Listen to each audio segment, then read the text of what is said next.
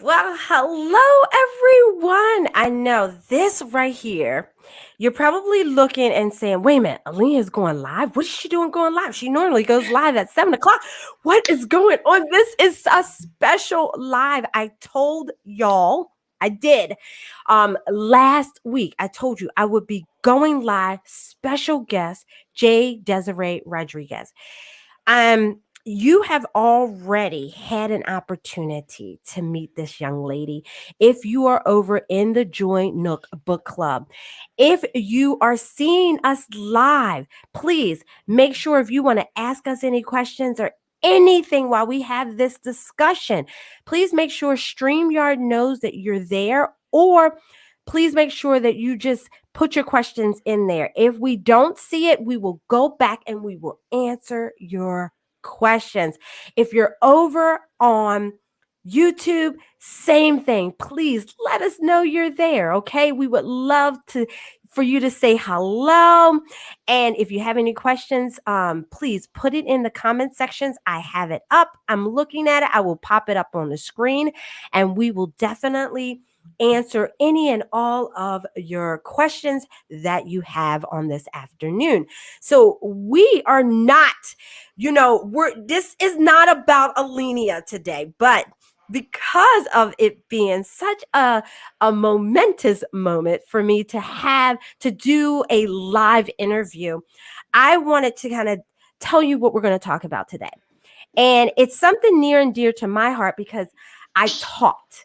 And when I taught my first graders and second graders and third graders, the blessing that I had, I was actually in a school that was a Christian school, but it also was a school where the majority of the students looked like me. And I was their representation in hair and in the color of my skin and everything. So anything that I brought into my classroom represented not just myself, but also represented the world. But what happens is we go to a public school and sometimes things change, and we find ourselves, not our students, okay, our nieces, nephews, grandchildren's children, and our children are not seeing books that look like this, I'm telling you, y'all, okay, look like this. These are real books from real authors, okay? We're talking about real topics, real issues, relevantness that's going on. This young lady here, when we met because I did her interview for this beautiful book right here, Alana's Great Dream Adventure. And this book blew my mind because of how it was set up. It was set up not just in English, but she also, at the bottom of the book, okay, at the bottom of the book, it has the Spanish version of what's at the top. You see that? Yes. And I fell in complete love. And those of you that are on the Joy Nook Book Club, you're in the Joy Nook Club, you already know it. Allenia loves reading, and even children's books. And to see the representation of what she gave, and then we were speaking before and after, we came up with this right here. She is my first interview live, and I thought it was important to do because it is summer vacation. Yeah. Teachers are out, students are out, parents are looking for good reading material. Mm-hmm. But what you give your child is so important. What investment of reading is important? I mean, we all know about Dr. Seuss. I used, Dr. Seuss, in some of my, reading programs that I had, because you know what? Right. It was well known. It's, it has the rhythms, the rhymes. But now we're getting into a different level of what is needed in our society. And this right here, this interview is to encourage not only parents, but to courage teachers. And I'm talking about my teachers that are my lighter, brighter teachers as well. Okay. I'm talking about all of my teachers out there that are teaching your English learning students, all right? Mhm. Or that are teaching students in, very urban areas where the reading scores are so low, you know, and is it because, there are so many different reasons, but where you as a teacher can help bring interest and excitement to reading, why Right. not? And that's what this conversation is going to be about today. Right. And before we even get started, I would like, because this young lady is not, she has a mission, y'all, and I want her to talk about this, talk about her mission, what she's doing, what's coming up, and we're going to dive in to this conversation about bringing confidence to the students in our classrooms through having cultural based books. All right, so Right. Jay Desiree, please tell my audience a little bit about you. Yeah, so originally, most times I tell folks that I'm from Woodbridge, Virginia, and if you're from the DMV area, we Yeah. call it the DMV. And so typically we would say Nova, but I grew up in Woodbridge, Virginia, traveled a little bit because my father's retired military. I am a doctoral candidate, so I'm getting my doctorate degree right now. I have over 6 years of experience in education as a teacher, but most importantly, I am certified in special education in 2 states, Texas Mhm. and Florida. I became a published, self published author at the age of 17. And since then, I have continued my love for writing, reading, and just keeping writing at the forefront because it's just so important our kiddos understand how important writing is and how important reading is, and that it's in every facet of education, it's in every facet of careers. So from there, I have continued to just give back to the community, talking to kids, having community events. I actually just came back from tour, from the Coast to Coast book tour. I went to Fort Lauderdale, Florida, and I also visited Atlanta, Georgia. And so I'm so excited to be here with you today and have this conversation and just continuing this conversation that we need to include more diversity literature because I truly believe that the more we continue to help children see themselves in books, it will Yeah. encourage them to read them. Yes. Yes. Jay Desiree, you hit the nail on the head. Diversity. Yeah. Workplace, the workplace is doing diversity and inclusion. Yes, That's the thing now, it right? is. So as you know, this is your mission, right? This is your Yeah. mission. What is something when you were doing this coast to coast tour? Yes. What were the some of the things that you were encouraging people to do in order to embrace the diversity that needs to be had? Yeah, I think it's about having a conversation, right? Mhm. Having the conversation that we need to see it, but also getting people from all cultures to come and to listen. And then Yes. make it tangible, right? Have it Yes. there in front of people to see it, look Yes. at the colors, look at the different cultures. And the Mhm. more that we are open to it and just listen about it, the more I think more people will be able to accept it. And so on the tour, I was able to meet other self published authors just as myself. I was able to be a keynote speaker there and just talk about my platform Mhm. because currently, right now, I am Mrs. Southeast for the All Star United States Pageant, Yeah. and the end of this month, I will be running for the national title. So my Yeah. overall platform is just cultural literature matters and just embracing cultures and textbooks and our different author books and just having kiddos see themselves and learning that it's okay that we're different, but the more that I see myself, I too can read something that looks just like me, and then I can continue Yes. to read and love it. Yes. So it was a fun Oh. tour. Oh, it sounds like it because one of the things that it's interesting how when you go from out of your realm, Right. you get to see things at a different perspective. Yes. And when you see it, how are you able to kind of, I would say I'm going to say assimilate yourself to the difference that you may walk into, your audience base that you may Yeah. walk into. How are you able to do that um, when you get into that situation? Yeah, I think when you come across these different situations, it's important to be friendly, right? Mm-hmm. Be Yeah. friendly, be open, and that way it's inviting for people to say like, "Oh, okay, let me see what they're doing over here. Or let me see Mm-hmm. what they're reading about over here." I think coming in with an open heart and being friendly is the first step. And then I think the second step is maybe having key points that maybe people don't know about. You know, do in our culture, Dominican, my mother used to always cook sancocho, which is a soup, and so maybe hitting these key points like, hey, like, have you ever heard about sancocho? And Right. oh, what is that? Tell me a little bit about that, so Right. that brings people into the conversation about what this culture is all about, and other cultures too.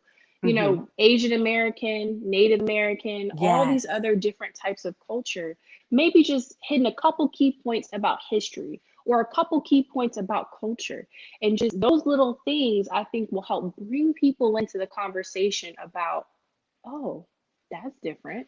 Well, I Mm-hmm. wonder if we started incorporating that, we could all learn about cultures and how wonderful and beautiful they are. So Right. I just think just the little things, so, being friendly, being kind, and then incorporating small key things about different cultures, I think will definitely engage people into the conversation about diversity in literature for Right. sure. Right. Hmm. One of the things that I notice is, and when you say be friendly, have Hmm. those key points, and be Yeah, kind, right. when having literature that reflects your students, Yeah, to me, is being right. friendly, being kind. Like, I mean, when you were Yeah, and I know Alina can go some other yeah, place with things yeah. sometimes. But Hmm. when you were saying that, and this Hmm. is the I want to get to our teachers, like some Okay, encouragement for our teachers, because when you said that, when you walk into a situation, right. this is what you do, and Yeah, this is how this is what I do. I'm right. friendly, I'm kind, and I give I'm telling a little bit of history. Yeah, How can a book yeah. help a student Hmm. do the same thing? Be kind and be friendly. I Hmm. think for our educators, it's about also doing the draw in, you know what I mean? Hmm. Like telling them a little bit about the background, Right. maybe even having a little, exercise or a game, like maybe some trivia, you know what I mean? And Hmm. talking about these different cultural differences, like just to have kind of like an icebreaker to bring them into the discussion or bring them into the reading about that book. Yes. Yes.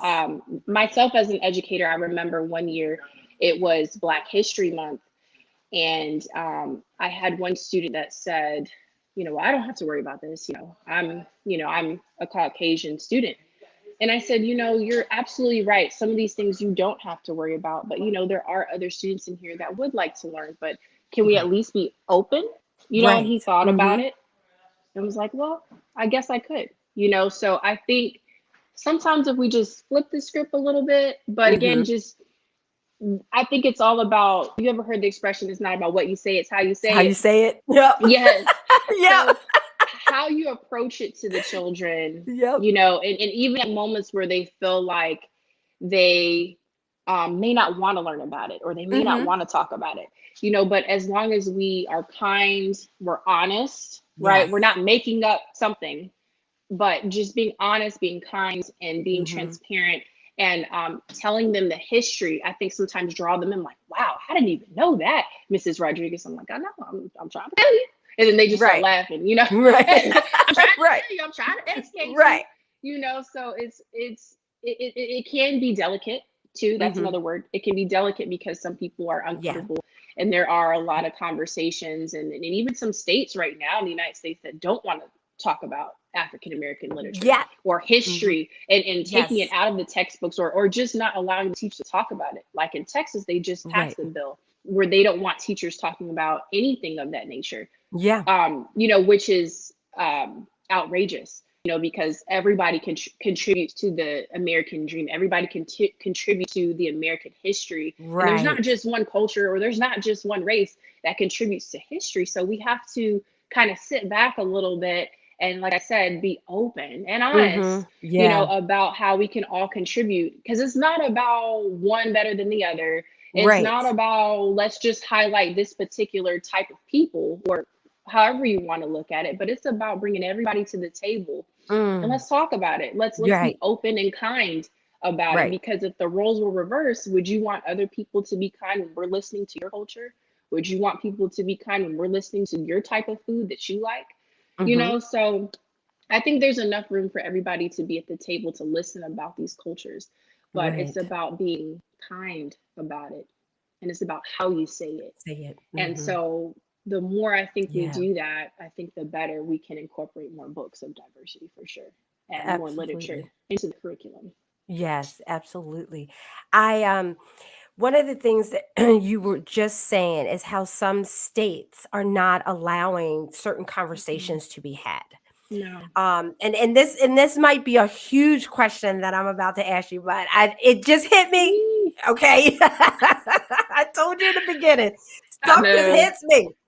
But so what advice or maybe a suggestion that you could Okay. give a teacher who is in a situation like that where hey they can't have these conversations, what else can, because I mean I'm over here thinking what suggestions could I Or give what them? I could mean they I thought do? of, yeah, Yeah. what can they do in place of having the conversation, but Mm, at least show the kindness and the welcomingness that they're welcome to it. It's just that right. you know what, right now I can't do this in my classroom because Right. I'm sure there's some teachers that's going to, this is going to be shared with, and they're going to be like, well, I can't Right. do that.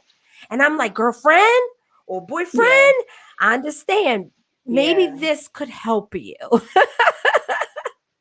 I believe the first start is that, personally, I'm not sure about how certain districts are going to go about this, right? Right. I'm not sure what type of, when everybody comes back from school, what type of trainings they're going to give the teachers because of the fact that they can't have these conversations with their Hmm. students.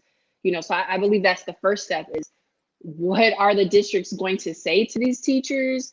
What type of training they're going to get, and then from there, Right. it just came to me. I think the best way, because legally, right? Because now we're talking, this is a legal matter. They Yeah. cannot have these conversations. Right. So, they could get arrested, Hmm. if the parent Right. complains, so that's a lawsuit we're talking about here. So, Right.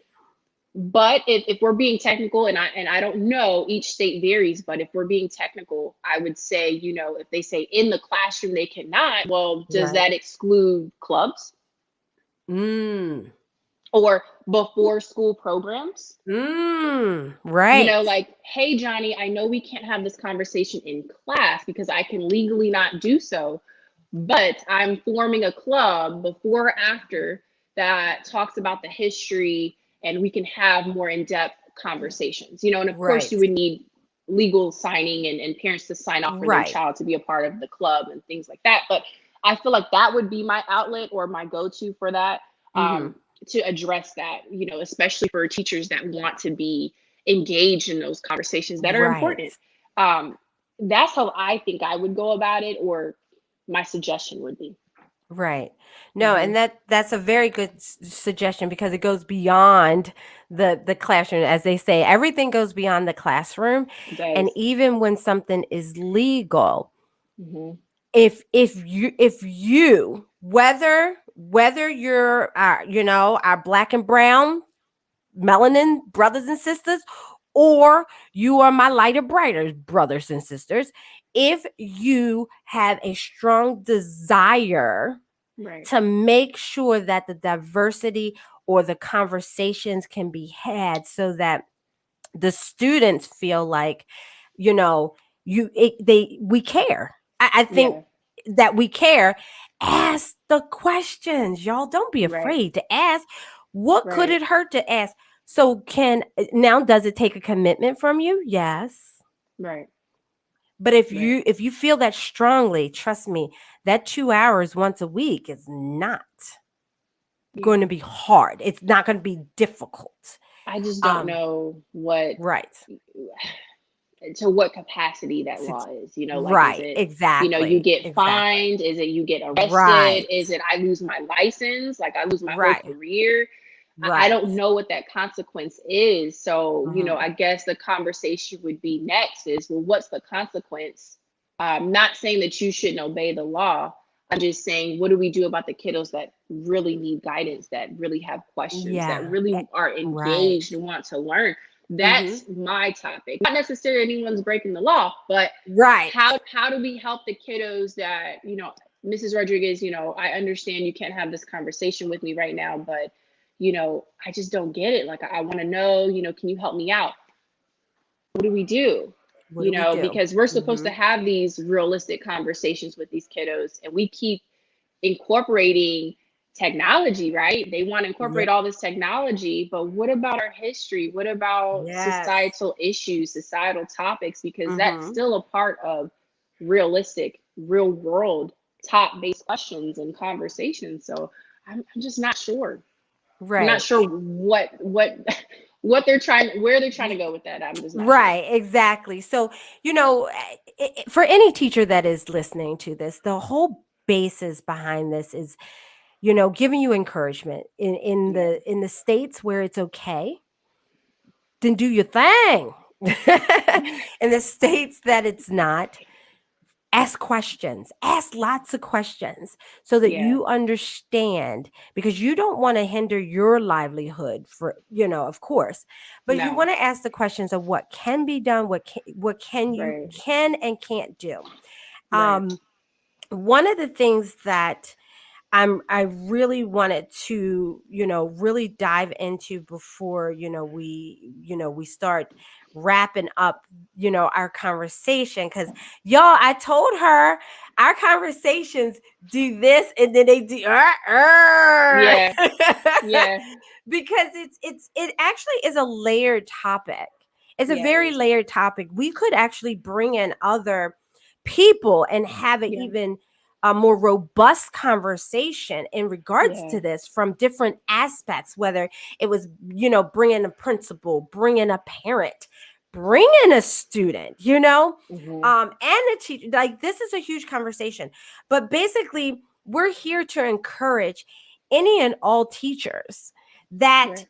have the capability and are able to have that diversity in the literature that is in your classroom, okay? Because that's your kingdom. I know that was Right. my kingdom, okay? Um, Yeah. to It's your have the platform. books, yeah, and to have the books and in your classroom. One of the questions that I did want to ask you, Desiree, is what when setting up a library Okay. in your classroom, what suggestions do you have for teachers? Okay. And which I know every teacher has their thing, but I'm just kind Yeah. of, especially if teachers who, one, are our lighter, brighter teachers that, want to incorporate the books. Would you suggest them having a separate library, or just put the books in there so that everyone can, partake? Or, if you have a separate library, everyone can Yeah. partake. But what would you say? What would be a suggestion that you would give a teacher to help Mm. encourage reading in a classroom and setting up their library to engage the students to pick up the books?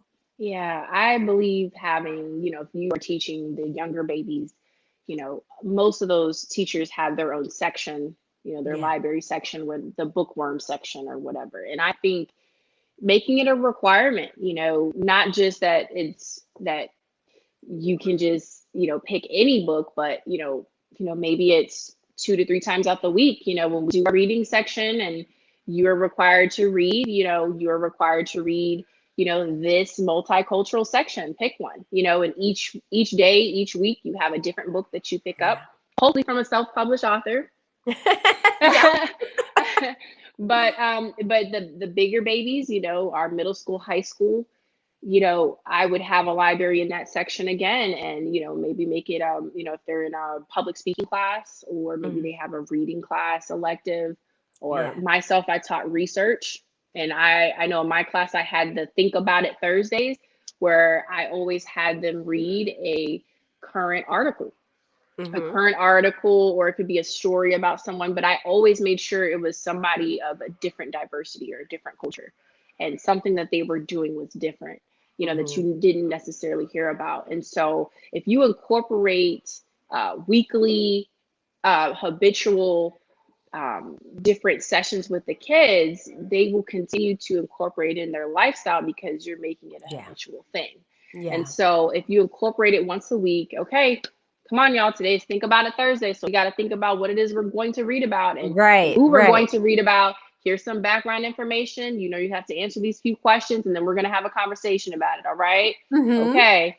So, so I think just making it a habitual thing, Right. because Mm-hmm. because it's been omitted from the curriculum, and Yeah. because we're not usually there, I Mm-hmm. think just making sure it is there, your style, your flavor, the way you want to teach it, and make it Mm-hmm. fun and exciting and Right. kind, I And think will kind. engage Mm-hmm. the students for sure. Right. And that's what I would do. Right. And my very last question. Very last question. Um, how does this equate to confidence for students by having the literature in the classroom for them to get to? I think once a child sees themselves, Mm-hmm. it's like, oh my God, that's that's my culture right there. I see my Mm-hmm. personally, I grew up in Omaha, Nebraska. And, depending on where south you live of Omaha, Mm-hmm. there's a lot of African American, Latino, or not. It just Right. depends on where you live, like anywhere else. But where I lived, I would say my school was primarily Caucasian. And I remember at one point, my hair is very curly, but I remember at one point I told my mom, I said, Mommy, I just want my hair straight. You know, I didn't see myself in the Right. textbooks. I Right. didn't, not a lot of kiddos look like me, so I think once they see themselves, it's like, okay, it's okay for me to love my curly hair. Mm-hmm. It's okay for me to love my golden skin. It's okay for me to have brown eyes, Right. and I think once they continuously see themselves, it will help them feel confident because they see Mm-hmm. it. Right. And in me personally, my goal is to always incorporate a person of color. Like as my daughter grows up, I want her to be able to see dentist, pediatrician, Yes. whomever that is in a Mm-hmm. profession, so she could see herself. Although I'm a doctoral candidate, that's over my lifetime. I realized it was a personal passion. Right. But had I seen that 20 years ago, perhaps I could have been a pediatrician, or perhaps I would have Mm-hmm. been a dentist. Right.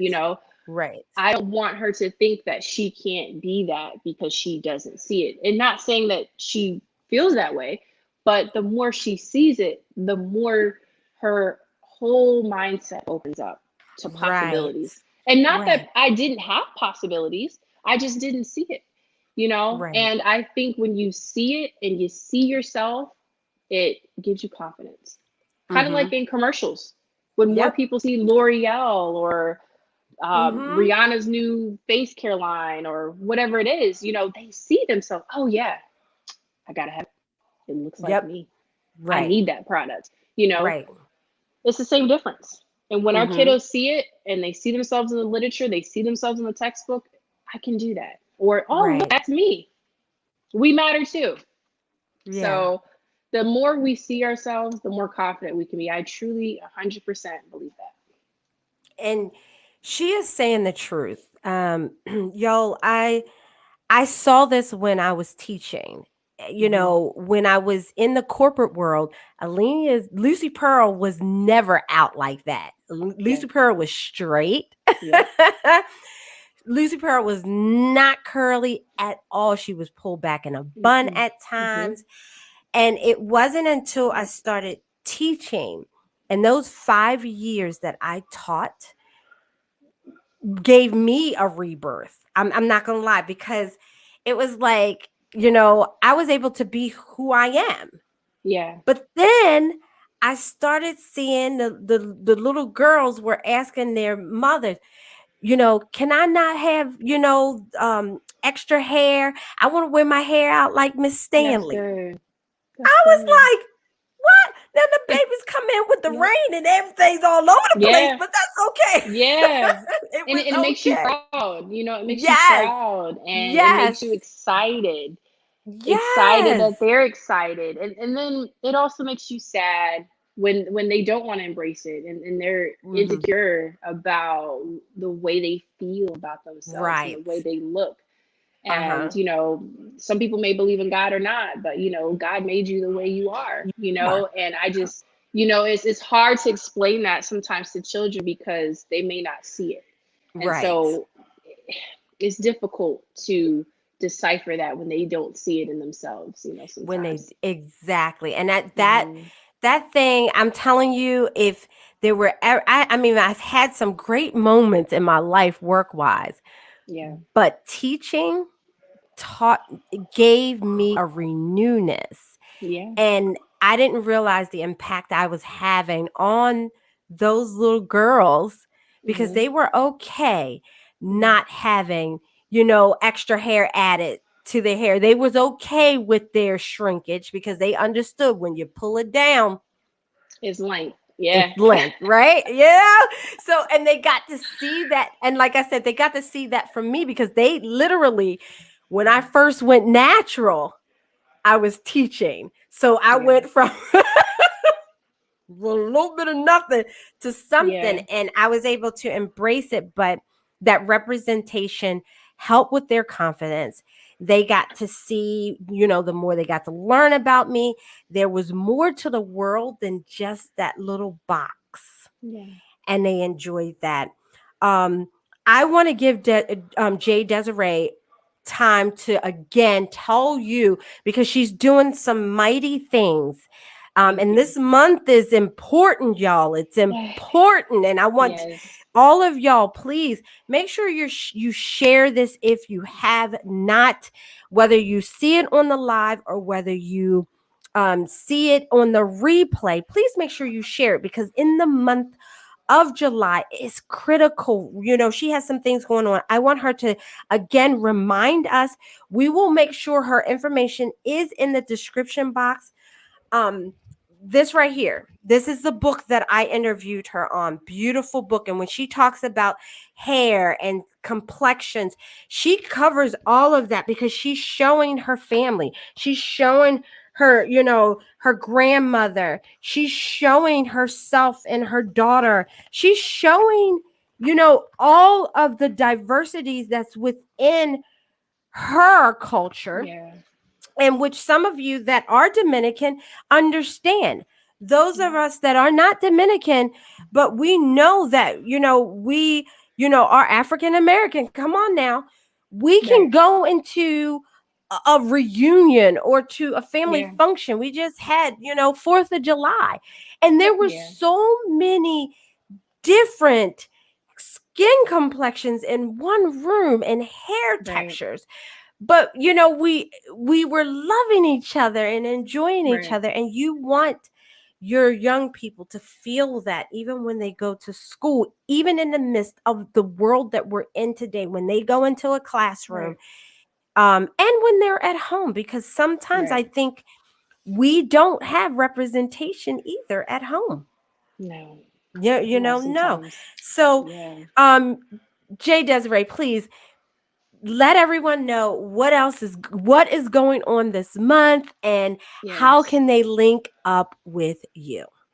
Yes. So coming up this month, again, I am Mrs. Southeast. I will be running for the national title of the Miss All Star United States Pageant. It is July 31st. I will be streaming on my Instagram and my YouTube page. More information, you can go to my website at www.jdesiree.com and just continue to look out for all the amazing things I'm doing. I have a huge event coming up this fall that is going to be embracing diversity in literature. So I haven't even told you about that yet. But it is in the works right now, and we are just trying to bring everyone together to reach the mission and the goal, which is literature matters, one page at a time, bringing everybody together, self-published authors, administrators, teachers, Yes. you name it, just everybody coming together kindly and, and just Right. being open to the conversation of just us all being a Yes. part of the American dream, because we are all American. So I'm just so excited. Wonderful. Wonderful. Well, I'm excited. And please let us know about that upcoming event, I will. because I certainly would love to be able to post it and make sure that my audience knows about it. And, Mhm. anything that we here can at the Joy Nook Network, we can help you with, we can be involved with, we Yes. can collaborate with you, because this is something that is very important. I know everyone always knows that I'm always talking about, creating sustainable habits, right? Sustainable habits inspire mindful transformation. And it starts when we get young, when we're young. Yeah, it A lot does. of the habits that we learn and that we do, or that we actually have to get rid of, starts when we are young. So Yep, I want to thank you again for spending this time with us. I was for just sure. like, Thank you for I let having it me. go, girl. I let it go. I let it go. Because it was good. It was good Yeah. information you were sharing with everyone. So I want to tell everyone again, make sure that you like, comment, and subscribe if you're over on YouTube. Make sure that you share this if you see it on Facebook. And if you're looking at this from the replay, please push hashtag replay. That lets me know that you saw it. Make sure you hit that like Yes. button, that heart, okay, or that thumbs up, and you share it again on Facebook. All right, everyone. Peace and blessings.